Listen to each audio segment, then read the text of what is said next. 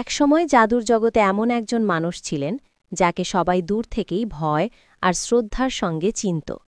সাটোরু গজো।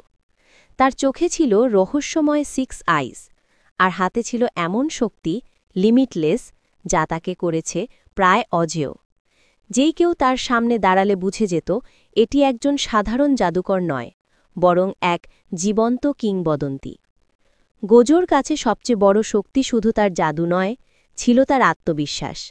সে জানত যত বড়ই হোক কোনো বিপদ সে হাসি মুখেই মোকাবেলা করবে। তার বিখ্যাত নীল চোখের পেছনে লুকিয়েছিল অসীম শক্তি আর অসীম রহস্য। একদিন শহরে দেখা দিল ভয়ঙ্কর এক অভিশপ্ত আত্মা।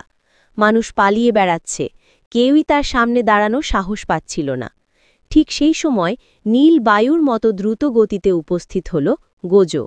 বাতাস থেমে গেল, চারপাশ নিস্তব্ধ। অভিশপ্ত আত্মা চিৎকার করে ঝাঁপিয়ে পড়ল, কিন্তু তার আক্রমণ গোজোর কাছে পৌঁছালই না। ইনফিনিটি তাকে ছুঁতে দিল না। গোজো হালকা হাসি দিয়ে বলল, এইটুকু শক্তি দিয়ে আমাকে আঘাত করবে? তারপর সে আঙুল ছুঁয়ে দিল বাতাসে, আর মুহূর্তের মধ্যে